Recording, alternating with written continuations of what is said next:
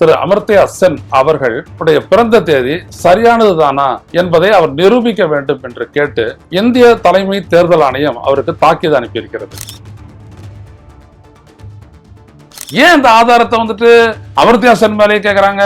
அமர்த்தியா சென் பிறந்தாரு, அங்கதான் வாழ்ந்துட்டு இருக்கிறாரு. அவர் பொய்யெல்லாம் சொல்ல போறாரு 92 வயசுல? இந்த சிறப்பு வாக்காளர் திருத்த நடவடிக்கை அப்படின்னு தேர்தல் ஆணையம் ஆரம்பிச்சது இல்லையா, ஸ்பெஷல் இன்டென்சிவ் ரிவிஷன் பீகார்ல. அப்ப அதை இவர் கேள்விக்கு உட்படுத்தினார். புதுசா ஒரு சிஸ்டத்தை கொண்டு வரன்ற பேர்ல, எல்லாத்தையும் முறைப்படுத்துறன்ற பேர்ல நீங்க மேற்கொள்ளக்கூடிய நடவடிக்கைகள் வாக்காளர்களினுடைய அடிப்படை வாக்குரிமை பறிப்பதாக இருத்தல் கூடாது, ரொம்ப எச்சரிக்கையோட செய்யுங்க அப்படின்ட்டு அப்ப அவர் சொன்னார்.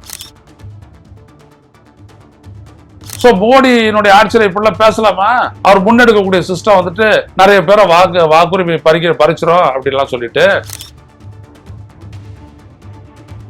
ஒரு வாக்காளர் அந்த உரிமையை போகுது அப்படின்னோம்னா இந்த நாடு விடுதலை பெற்றதுக்கான அர்த்தமே போயிடுதே. அது 21 வயசு 18 வயசு வாக்குரிமை எல்லாருக்கும் சொன்னது ஜவஹர்லால் நேரு. நேருவையும் பிடிக்காது, ஓட்டையும் பிடிக்காது, தேர்தலையும் பிடிக்காது. இப்ப இருக்கிற ஆட்சியாளர்களுக்கு வழிகாட்டியா இருக்கக்கூடிய ஒருத்தர் கூட அடிமையா இருக்கணும்னு நினைக்கிறாங்க. அதுதான் இங்க கவனிக்க வேண்டியது. நீ எனக்கு வழிகாட்டு, ஆனா எனக்கு அடிமையா இருக்கு. அதான் மோடி. ஏன்? அவர்தான் எல்லாவற்றையும் படைத்தார். உடல் வலிமையை உறுதி செய்யும் சிலாஜித், கவனத்தை மேம்படுத்தும் அஸ்வகந்தா மற்றும் உயிர் சக்தியை பெருக செய்யும் சஃபேடு முஸ்லி போன்ற இமயமலையின் உணவுப் பொருட்களை கொண்டு வந்து மிஸ்டர் பர்ஃபெக்ட் உருவாக்கப்பட்டுள்ளது. உங்கள் முழு குடும்பத்தின் ஆரோக்கியத்தை மா நேச்சுரல்ஸ் மூலம் உறுதி செய்திருங்கள்.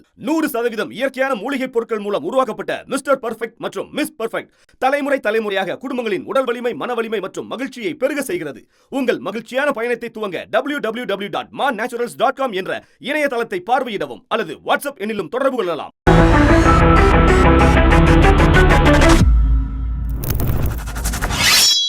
வணக்கம் தொடர்களே. ரோச செய்தியின் வாயிலாக இன்று மீண்டும் உங்களை சந்திப்பதில் பெருமகிழ்ச்சி அடைகின்றேன். நோபல் பரிசு பெற்ற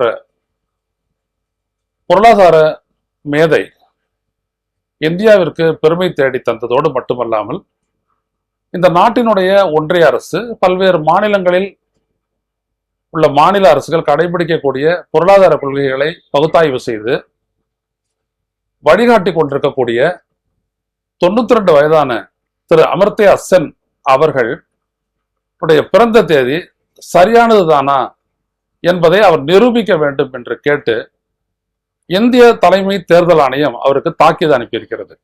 அதுல என்ன சொல்லியிருக்காங்கன்னா, தேர்தல் ஆணையம், உங்களுடைய அப்பாவுக்கும் உங்களுக்குமான வித்தியாசம் 15 வயசுக்கும் குறைவா தான் இருக்குது. உங்களை பெற்றவர்களுக்கும் உங்களுக்குமான வித்தியாசம் அப்படிதான் சொல்றாங்க. பெற்றவர்களுக்கும் உங்களுக்குமான வித்தியாசம் 15 வயசுக்கும் குறைவா இருக்குது. அது ஏற்றுக்கொள்ளப்படி இல்லை. அது உண்மை என்னன்றது தெரியணும். அதனால எங்களுடைய அதிகாரி வருவாரு, வந்து உங்களை நேரடியா சந்திப்பாரு.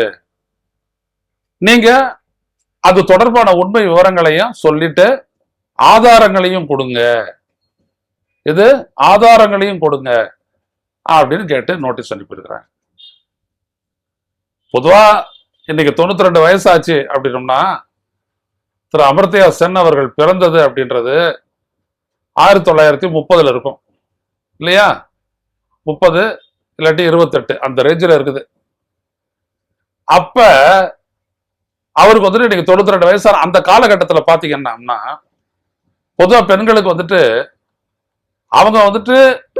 அவங்க முதிர்ச்சி அடையக்கூடிய, பூ பெய்தக்கூடிய அந்த காலகட்டத்துக்கு முன்னாடியே கல்யாணம் பண்ணி வச்சிருவாங்க.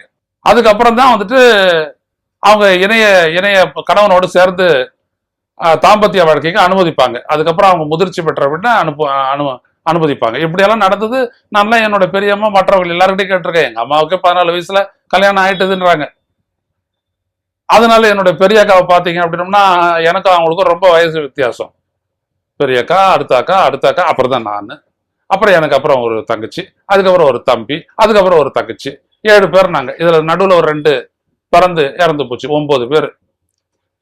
அப்ப வந்துட்டு பாத்தீங்கன்னா அந்த மாதிரியான ஒரு நிலை இருந்துச்சு. ஸோ ஒரு தகப்பனாருக்கு வந்துட்டு 14 வயசு, ஒரு அம்மாவுக்கு வந்துட்டு 13 வயசு அப்படின்றதுல ரொம்ப சர்வ சாதாரண அந்த காலகட்டத்தை. இது ஒன்றும் அப்படியே ஆராய்ஞ்சு பார்த்து ஆதாரத்தை எடுத்து எப்ப இருக்க போகுது? 1928 என்ன ஆதாரம் இருக்க போகுது? எங்க வராங்க பாருங்க. ஏன் இந்த ஆதாரத்தை வந்துட்டு அமர்த்தியா சென் மேலேயே கேக்குறாங்க? அமர்த்தியா சென் பிறந்தாரு, அங்கதான் வாழ்ந்துட்டு இருக்கிறாரு. அவர் பொய்யெல்லாம் சொல்ல போறாரு 92 வயசுல?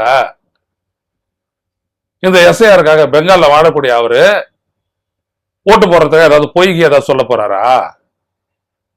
இல்ல அதனால அவருக்கு என்ன பயனடைய போறாரு சொல்லுங்களேன் ஏதாவது. எதுவும் இல்ல. அப்புறம் ஏன் இந்த தேர்தல் ஆணையம் கொடுக்குது? ஏன்னா அது இந்த சிறப்பு வாக்காளர் திருத்த நடவடிக்கை அப்படின்னு தேர்தல் ஆணையம் ஆரம்பிச்சது இல்லையா, ஸ்பெஷல் இன்டென்சிவ் ரிவிஷன் பீகார்ல. அப்ப அதை இவர் கேள்விக்கு உட்படுத்தினார். புதுசா ஒரு சிஸ்டத்தை கொண்டு வரன்ற பேர்ல, எல்லாத்தையும் முறைப்படுத்துறன்ற பேர்ல நீங்க மேற்கொள்ளக்கூடிய நடவடிக்கைகள் வாக்காளர்களினுடைய அடிப்படை வாக்குரிமை பறிப்பதாக இருத்தல் கூடாது, ரொம்ப எச்சரிக்கையோட செய்யுங்க அப்படின்ட்டு அப்ப அவர் சொன்னார். அப்படி அவர் சொல்லிட்டார். சொல்லலாமா? மோடி இருக்க போது, மோடி எல்லாம் தெரிஞ்சவர், அப்படிதானே கணக்கு. நான் பயாலாஜிக்கலாவே பிறக்கல அப்படின்னு அவர் சொன்னவர். எல்லாம் கேட்டுக்கிட்டு தான் இருக்கிறோம், பார்த்துக்கிட்டு தான் இருக்கிறோம். அதான் ஒருத்தன் வட இந்தியாவில் சொன்னான், யார் மோடி?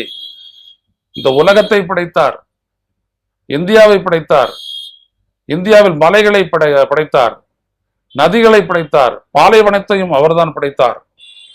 பிறகு காடு, மரம், செடி, கொடி, நெல், வயல் எல்லாத்தையும் அவர் தான் படைத்தார்.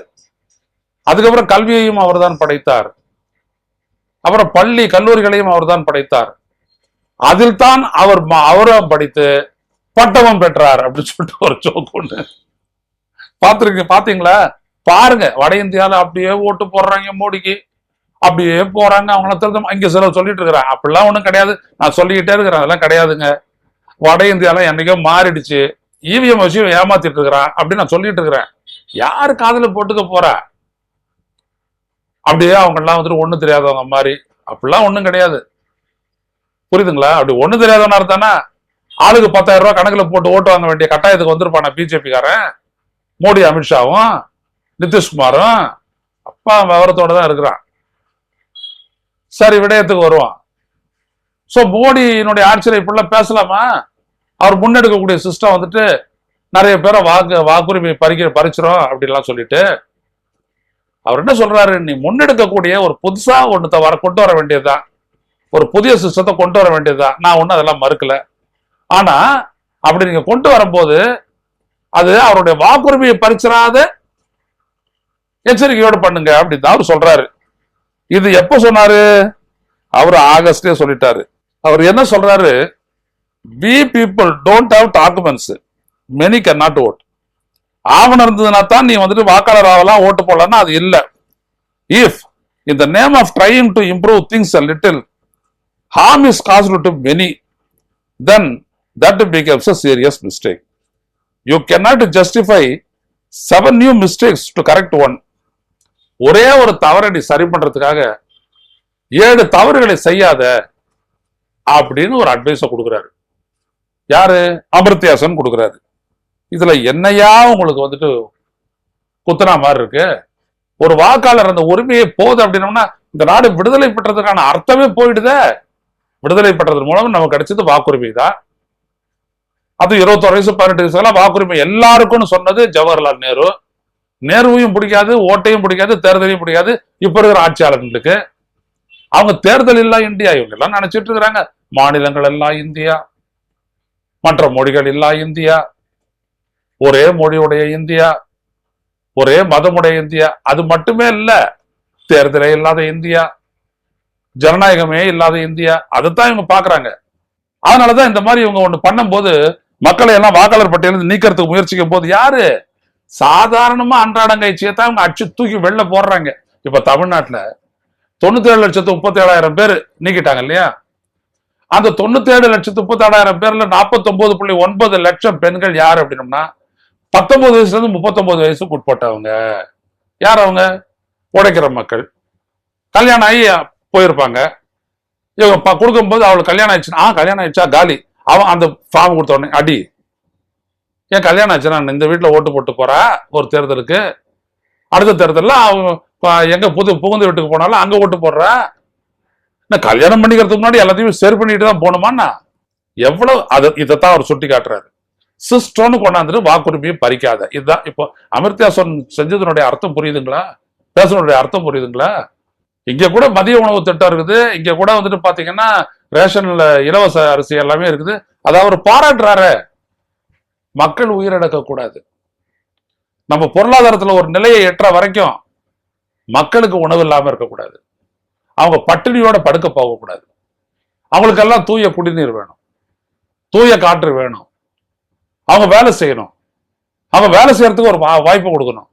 அப்படிதான் நம்ம மகாத்மா காந்தி ஊரக வேலை வாய்ப்பு உறுதி திட்டம் கொண்டாந்தது. அதெல்லாம் மோடிக்கு பிடிக்க மாட்டேங்குது. மக்களுக்காக செய்யறதுக்கு அரசாங்கம், வேற யாருக்கு செய்யறதுக்காக அரசாங்கம்? கார்பரேட்டுக்கு செய்யறதுக்கு அரசாங்கம். அமெரிக்காவுக்கு உதவணும், ரஷ்யாவுக்கு உதவணும், பிரான்ஸுக்கு உதவணும், விமானம் வாங்கணும். மக்களுக்கு என்ன செய்யணும்? கக்கூஸ் கட்டி கொடுக்கணும். அவ்வளவுதான், வேற எதுவுமே கிடையாது. மீறி ஏதாவது பண்ணா கல்வி திட்டத்தை கொடுக்கணும். கல்வி திட்டம் எது கொடுக்கணும்? ஒண்ணு இந்திய திணிக்கணும், இன்னொன்னு மனுஸ்மிருதியை திணிக்கணும். ரெண்டும் தான். அப்ப இந்த மாதிரி ஒரு ஆட்சியில இப்படிப்பட்ட ஒருத்தர், இப்படியெல்லாம் ஒருத்தர் நம்மளுக்கு இருக்கிறாங்களே, அதையும் இல்லாத பண்ணணும்ன்ற மாதிரி அவர் மேல ஒரு என்கொயரி. இப்ப அந்த காலகட்டத்தில் இவர் பிறந்ததுக்கு சர்டிபிகேட் இருக்காது. நோபல் பரிசு கொடுத்தவன், ஓ நீ அறிவாளியா, உன் பிறந்த சர்டிபிகேட் கொண்டு வா அப்படிலாம் அவன் கேட்கவே இல்லை. நீ என்ன தீசிஸ கொடுத்த, அந்த ஆய்வு என்ன, அது உலகத்துக்கு மக்களுக்கு எப்படி உபயோகப்படும் அப்படின்றத கேட்டா அவருக்கு நோபல் பரிசை கொடுத்துட்டான். ஆனா இந்தியாவில் என்னன்னா, நீ யாரு, உன் அப்பா அம்மா யாரு, அவங்க எங்க ஓட்டு போட்டாங்க, அந்த பூத்த நம்பர் என்னது, இவ்வளத்தையும் எடுத்தா நம்ம கொடுக்கணும். ஏன்? நீக்கிறது நோக்கம், வேற ஒண்ணும் இல்லை. சேர்க்கறது இல்லை, நீக்கிறது நோக்கம். இந்திய உச்ச நீதிமன்றம் என்ன சொல்லுச்சு? Mass inclusion we can agree, mass exclusion we cannot agree. அது சொல்லிட்டு மாஸ் எக்ஸ்க்ளூஷன் எல்லாம் நடந்து முடிச்சிட்டோன்னா ஓகே, இந்த அனுபவத்தோட மற்ற இடத்துல எல்லாம் போய் செய்யணுச்சு. அதை தமிழ்நாட்டில் போட்டு திரட்டி 97 லட்சம் பேரை காலி பண்ணி விட்டான். செத்து போயிட்டான்ற, ஐயா நான் தான் ரகு உயிரோட இருக்கிறேன் அப்படின்றான். எல்லாம் என்னத்த கொடுமை. ஆனா வந்துட்டு ஓட்டர் லிஸ்ட் பியூரிஃபைடு அப்படின்னு சொல்லிட்டு இந்த ஞானேஷ்குமார் சொல்றாரு. எங்கேயாவது அர்த்தம் இருக்குதா பாருங்க.